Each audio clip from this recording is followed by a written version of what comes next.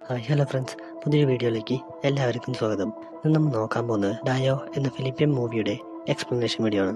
അപ്പോൾ നമുക്ക് ഒട്ടും സമയം കളയാതെ നേരെ വീഡിയോയിലേക്ക് പോകും. മൂവിയുടെ സ്റ്റാർട്ടിങ്ങിൽ റൂമിലിരുന്ന് ഡ്രിങ്ക്സ് എല്ലാം കുടിച്ചുകൊണ്ട് ടെൻഷൻ അടിച്ചിരിക്കുന്ന ഒരു വ്യക്തിയെയാണ് കാണിക്കുന്നത്. ഈ ടെൻഷന്റെ ഇടയിൽ അയാൾ ഇടയ്ക്കിടയ്ക്ക് ആ ഡോറിന്റെ അവിടേക്ക് തന്നെ നോക്കിക്കൊണ്ടിരിക്കുന്നു.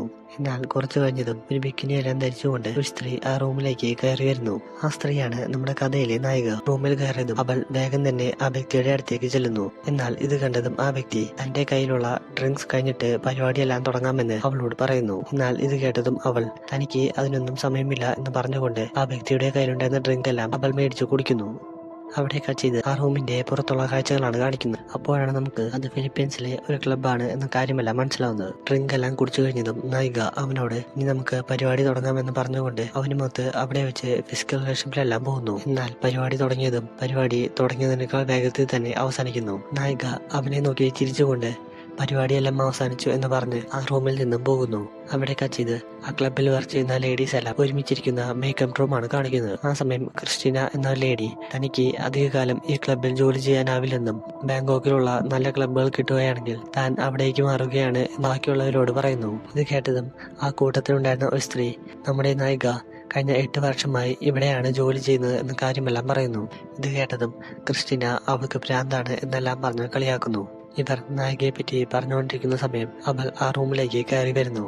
അവൾ വന്നതിന് തൊട്ടു പിന്നാലെ തന്നെ ആ ക്ലബിന്റെ മാനേജർ അവിടേക്ക് വന്നുകൊണ്ട് പ്രീമിയം ക്ലയൻസ് വെയിറ്റ് ചെയ്യുന്നുണ്ടെന്നും അതുകൊണ്ട് ക്രിസ്റ്റീനയോടും നായികയോടും എത്രയും പെട്ടെന്ന് റെഡിയായി വരാൻ വേണ്ടി ആവശ്യപ്പെടുന്നു. അയാൾ നായികയോട് ഈ മാസം കൂടി നിന്റെ സാലറിയിൽ നിന്ന് കട്ടുണ്ടാവും എന്ന് അറിയിക്കുന്നു. എന്നാൽ ഇത് കേട്ടതും നായിക വർഷങ്ങൾക്ക് മുമ്പ് ആ ക്ലയന്റ് ചെയ്ത തെറ്റിന് ഇപ്പോഴും തന്റെ സാലറിയിൽ നിന്നും കട്ട് ചെയ്യുന്നത് എന്നുമെല്ലാം അയാളോട് ചോദിക്കുന്നു. എന്നാൽ അയാൾ ഇത് കമ്പനിയുടെ പോളിസിയാണ് എന്നെല്ലാം പറഞ്ഞുകൊണ്ട് നായികയെ അവിടെ നിന്നും ഒഴിവാക്കി വിടുന്നു. അവിടെ കച്ചിത് ജോലിയെല്ലാം കഴിഞ്ഞ് തിരിച്ച് വീട്ടിലേക്ക് വരുന്ന നായികയാണ് കാണിക്കുന്നത്. നായികയ്ക്ക് സ്വന്തമായി വേറെ ആരുമില്ലാത്തത് കൊണ്ട് തന്റെ അകന്ന ബന്ധത്തിലുള്ള ഒരു ആന്റിയുടെ വീട്ടിലാണ് താമസിക്കുന്നത്. വരുന്ന വഴിയിൽ മാർക്കറ്റിൽ വെച്ച് നായിക ആന്റിയുടെ ഭർത്താവിനെ കാണാനിടയാവുന്നു. അയാൾ നായികയോട് വീട്ടിലേക്ക് സാധനങ്ങൾ വാങ്ങാൻ വേണ്ടി പൈസ ഇല്ലെന്നും അതുകൊണ്ട് നിന്റെ പൈസ വെച്ച് മേടിക്കാനാണ് ആന്റി തന്നോട് പറഞ്ഞിരിക്കുന്നത് എന്ന് അയാൾ നായികയോട് പറയുന്നു. എന്നാൽ ഇത് കേട്ടത് നായിക ഒന്നും തന്നെ തിരിച്ചു പറയാതെ കയ്യിലുണ്ടായിരുന്ന പൈസയെല്ലാം അയാൾക്കെടുത്ത് കൊടുക്കുന്നു. അതൊന്നും പോരാണ്ട് അയാൾക്ക് രാത്രി ഡ്രിങ്ക്സ് എല്ലാം അടിക്കാനായി കുറച്ച് പൈസ കൂടുതലും നായികയുടെ കയ്യിൽ നിന്നും മേടിച്ചുകൊണ്ട് പോകുന്നു. നായിക താമസിക്കുന്ന വീട്ടിൽ അടച്ചുറപ്പുള്ള ഒരു ബാത്റൂം ഒന്നുമില്ലാത്തത് കൊണ്ട് ടെറസിന്റെ മുകളിൽ വെച്ച് കെട്ടിയ ഒരു ബാത്റൂമിലാണ് നായിക കുളിക്കുന്നത്. അവിടെ കച്ചിത് രാത്രി ഡ്രിങ്ക്സ് എല്ലാം അടിക്കാൻ വേണ്ടി ടെറസിന്റെ മുകളിൽ കയറിയിരിക്കുന്ന അയാളെയാണ് കാണിക്കുന്നത്. മദ്യപിച്ച് ബോധമില്ലാതെ ഇരിക്കുന്ന ആന്റിയുടെ ഭർത്താവ് നായിക കുളിക്കുന്നതെല്ലാം ആ സൈഡിൽ നിന്നും നായിക കാണാതെ ഒളിച്ചു നോക്കുന്നു. അവിടെ കച്ചിത് പിറ്റേ ദിവസം രാവിലെ ആന്റിയും അങ്കിളും കൂടി ആൾക്കൂടുന്ന ശബ്ദം കേട്ട് ഉറക്കത്തിൽ നിന്നും എഴുന്നേറ്റ് വരുന്ന നായികയാണ് കാണിക്കുന്നത്. ആ സമയം നായിക ആന്റിയോട് രാവിലെ തന്നെ എന്തിനാണ് വഴക്കൂടുന്നത് എന്ന കാര്യമെല്ലാം ചോദിക്കുന്നു. എന്നാൽ ആന്റി താനുണ്ടാക്കിയ പൈസയല്ല അയാൾ ചൂത് കളിച്ച് കളഞ്ഞെന്നും അതുകൊണ്ട് കുട്ടികളെ പഠിപ്പിക്കാൻ പോലും ഇപ്പോൾ പൈസയില്ല എന്നുമെല്ലാം നായികയോട് പറയുന്നു. എന്നാൽ ഇത് കേട്ടതും നായിക താൻ ഇന്നലെ അങ്കിളിന് പൈസ എല്ലാം കൊടുത്ത കാര്യം പറയുന്നു. എന്നാൽ ഇത് കേട്ടതും അങ്കിൾ നായിക പൈസയൊന്നും തന്നില്ലെന്നും അവൾ വെറുതെ കള്ളം പറയുന്നതാണ് എന്നുമെല്ലാം ആന്റിയോട് പറയുന്നു. ഇത് കേട്ടതും ആന്റി വെറുതെ എന്റെ ഭർത്താവിനെ കുറ്റപ്പെടുത്തേണ്ട ആവശ്യമില്ല എന്ന് പറഞ്ഞുകൊണ്ട് നായികയെ വഴക്കെല്ലാം പറയുന്നു. അതും പോരാണ്ട് നായികയോട് അവളുടെ കയ്യിലുള്ള ബാക്കി പൈസയെല്ലാം അവരുടെ കുട്ടികളെ പഠിപ്പിക്കാനായി തരാൻ വേണ്ടി ആവശ്യപ്പെടുന്നു. വേറെ നിവർത്തിയൊന്നുമില്ലാതെ നായിക തന്റെ കയ്യിലുണ്ടായിരുന്ന അവസാന സേവിങ്സ് കൂടി ആന്റിക്ക് കൊടുക്കുന്നു. അവിടെ കച്ചിത് ക്ലബിലിരുന്ന് മേക്കപ്പ് എല്ലാം ചെയ്തുകൊണ്ടിരിക്കുന്ന നായികയാണ് കാണിക്കുന്നത്. എന്നാൽ ആ സമയം ആ ക്ലബിൽ പണ്ട് വർക്ക് ചെയ്തിരുന്ന നായികയുടെ കൂട്ടുകാരി അവളെ മീറ്റ് ചെയ്യാൻ വേണ്ടി അവിടേക്ക് വരുന്നു.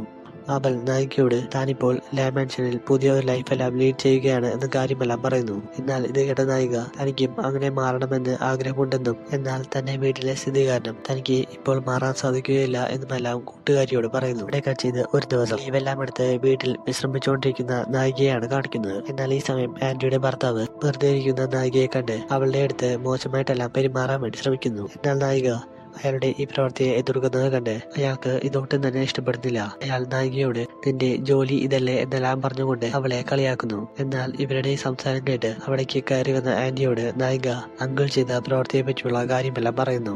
എന്നാൽ ഇത് കേട്ടതും ആന്റി നീ വെറുതെ എന്റെ ഭർത്താവിനെ കുറ്റപ്പെടുത്തുകയാണ് എന്ന് പറഞ്ഞുകൊണ്ട് നായികയെ വീണ്ടും വഴക്കെല്ലാം പറയുന്നു. ആന്റിയുടെ ഈ സംസാരം നായികയ്ക്ക് വളരെയധികം വിഷമമാവുന്നു. അവൾ ആ നാട്ടിൽ നിന്ന് മറ്റൊരു നാട്ടിലേക്ക് താമസം മാറാനായി തീരുമാനിക്കുന്നു. അങ്ങനെ നായിക പുതിയൊരു ലൈഫെല്ലാം സ്റ്റാർട്ട് ചെയ്യാനായി തന്റെ ഫ്രണ്ട് താമസിക്കുന്ന ലേ മേസൺ എന്ന നാട്ടിലേക്ക് താമസം മാറുന്നു.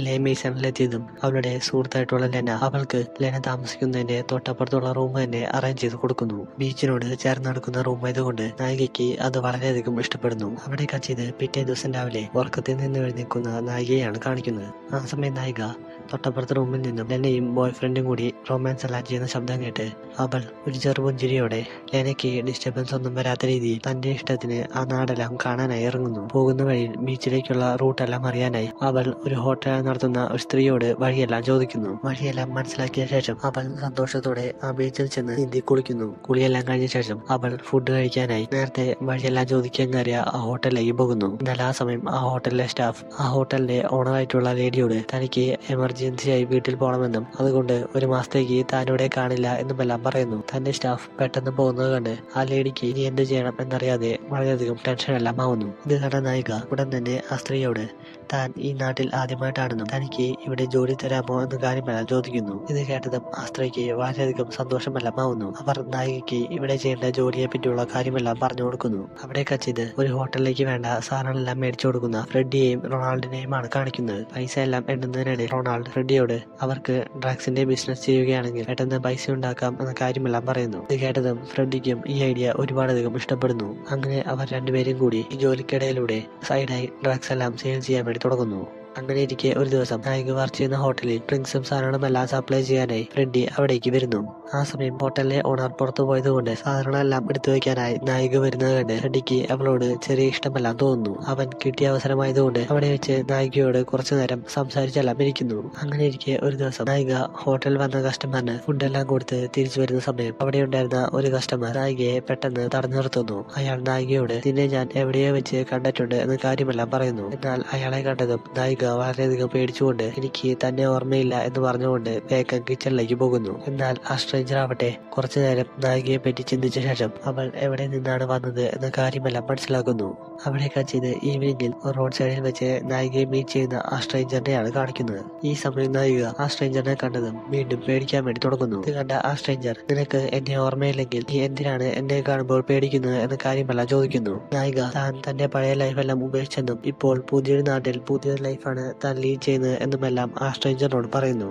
എന്നാൽ സ്ട്രേഞ്ചർ ഉണ്ടാക്കി തന്ന മാനക്കേട് ഇപ്പോഴും എന്റെ മനസ്സിൽ നിന്നും മാറിയിട്ടില്ലെന്നും നീ കാരണമാണ് എന്റെ ഫ്രണ്ട്സ് പോലും എന്നെ കളിയാക്കിയത് എന്നുമെല്ലാം പറഞ്ഞുകൊണ്ട് അയാൾ നായികയോട് അവിടെ വെച്ച് ഷൗട്ട് ചെയ്യുന്നു. അവൻ നായികയോട് അന്ന് രാത്രി അവന്റെ റൂമിലേക്ക് വരാൻ വേണ്ടി ആവശ്യപ്പെടുന്നു. എന്നാൽ അവർ തമ്മിലുള്ള ഈ തർക്കമെല്ലാം തൊട്ടപ്പുറത്ത് നിന്ന് ഫ്രെഡി കാണുന്നുണ്ടായിരുന്നു. അവൻ ഈ സ്ട്രേഞ്ചർ നായികയോട് ഷൗട്ട് ചെയ്യുന്നത് കണ്ട് വേഗം തന്നെ നായികയുടെ അടുത്തേക്ക് വരുന്നു. ഫ്രെഡി വന്ന് ആ സ്ട്രേഞ്ചറിനോട് ചൂടായതും ആ സ്ട്രേഞ്ചർ ഒന്നും തന്നെ മിണ്ടാതെ അവിടെ നിന്ന് പോകുന്നു. ഫ്രെഡിയുടെ ഈ പെരുമാറ്റം നായികയ്ക്ക് വളരെയധികം ഇഷ്ടപ്പെടുന്നു. അന്ന് ഈവനിങ്ങിൽ അവർ രണ്ടുപേരും ഡ്രിങ്ക്സ് എല്ലാം കഴിച്ചിരിക്കുന്ന സമയം ഫ്രെഡി അയാൾ എന്തിനാണ് ചൂടായത് എന്ന കാര്യമെല്ലാം നായികയോട് ചോദിക്കുന്നു. ഇത് കേട്ടതും നായിക ഫ്രെഡി പണ്ട് തന്റെ ക്ലയന്റ് ആയിരുന്നുവെന്നും എന്നാൽ ഒരു ദിവസം ഫ്രെഡി അവരുടെ ഫ്രണ്ട്സിന്റെ മുമ്പിൽ വെച്ച് തന്നോട് മോശമായിട്ടെല്ലാം പെരുമാറിയെന്നും എന്നാൽ ആ സമയത്തെ ദേഷ്യത്തിൽ താൻ തന്റെ മുമ്പിലുണ്ടായിരുന്ന ബിയർ ബോട്ടിൽ നിന്നും ബിയറെല്ലാം ഫ്രെഡിയുടെ തലയിലൂടെ ഒഴിച്ചെന്നും അത് കാരണം ക്ലബിന്റെ മാനേജ്മെന്റ് വർഷങ്ങളായി തന്റെ സാലറിയിൽ നിന്നും കുറച്ചു പൈസ കട്ട് ചെയ്ത ശേഷമാണ് തനിക്ക് തന്നിരുന്നത് എന്നുമെല്ലാം ഫ്രെഡിയോട് പറയുന്നു.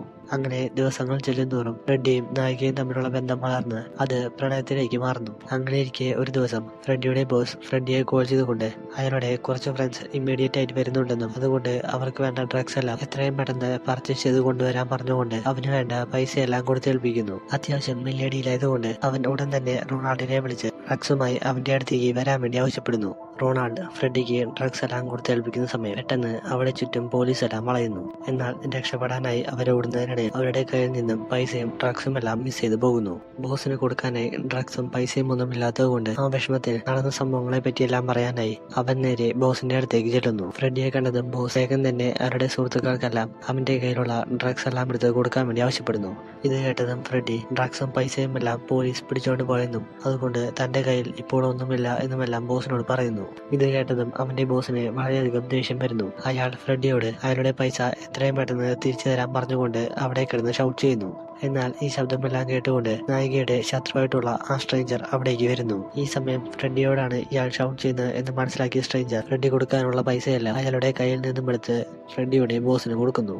ആ സ്ട്രേഞ്ചർ ഫ്രെഡിയോട് ഈ പൈസയ്ക്ക് പകരമായി എത്രയും പെട്ടെന്ന് നായികയെ അയാളുടെ റൂമിലേക്ക് കൊണ്ടുവരാൻ വേണ്ടി ആവശ്യപ്പെടുന്നു. എന്നാൽ ഇത് കേട്ട ഫ്രെഡിക്ക് വളരെയധികം ദേഷ്യം വരുന്നു. അവൻ വേറെ നിവൃത്തിയൊന്നുമില്ലാതെ കാര്യമെല്ലാം നായികയോട് ചെന്ന് പറയുന്നു. എന്നാൽ ഇത് കേട്ടതും നായികയ്ക്ക് പെട്ടെന്ന് ഷോക്കാവുന്നു. അവൻ ഫ്രെഡിയെ ഇതിന്റെ പേരിൽ കുറേയധികം വഴക്കെല്ലാം പറയുന്നു. ഫ്രെഡി നായികയോട് നീ ഈ ടൗണിൽ നിൽക്കുന്നത് സേഫ് അല്ല എന്നെല്ലാം പറഞ്ഞുകൊണ്ട് അവളെ വേഗം തന്നെ ഒരു ബസ് സ്റ്റോപ്പിലേക്ക് കൂട്ടിക്കൊണ്ടു പോകുന്നു.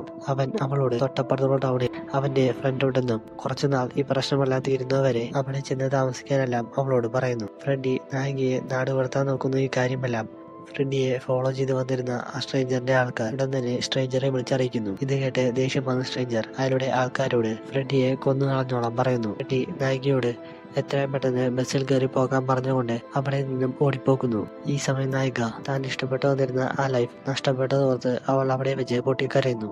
താൻ ലോകത്തെവിടെ ചെന്നാലും ആ സ്ട്രേഞ്ചർ തന്നെ ഫോളോ ചെയ്തു വരും എന്ന് മനസ്സിലാക്കിയ നായിക ഉടൻ തന്നെ ആ ബസ് ടിക്കറ്റ് എല്ലാം കയറി കളഞ്ഞുകൊണ്ട് നേരെ സ്ട്രേഞ്ചർ താമസിക്കുന്ന ആ റിസോർട്ടിലേക്ക് പോകുന്നു. റിസോർട്ടിലെത്തിയതും നായിക ആ സ്ട്രേഞ്ചറിനോട് ഇനി ഒരിക്കലും അവളെ ബുദ്ധിമുട്ടിക്കാൻ പാടില്ല എന്ന് പറഞ്ഞുകൊണ്ട് അയാളുടെ കൂടെ അവിടെ വെച്ച് ഫിസിക്കൽ റിലേഷൻഷിപ്പിലെല്ലാം പോകുന്നു. അവിടെ ചെയ്ത് പിറ്റേ ദിവസം രാവിലെ ആ നാട്ടിൽ നിന്നും പുതിയൊരു നാട്ടിലേക്ക് താമസം മാറുന്ന നായികയെ കാണിച്ചുകൊണ്ട് ഈ മൂവി ഇവിടെ വെച്ച് അവസാനിക്കുന്നു. അപ്പോൾ ഫ്രണ്ട്സ്, നിങ്ങൾക്ക് എല്ലാവർക്കും ഈ വീഡിയോ ഇഷ്ടപ്പെട്ടു വിചാരിക്കുന്നു. ഇതുപോലത്തെ വീഡിയോസിനായി ചാനൽ മറക്കാതെ സബ്സ്ക്രൈബ് ചെയ്യുക.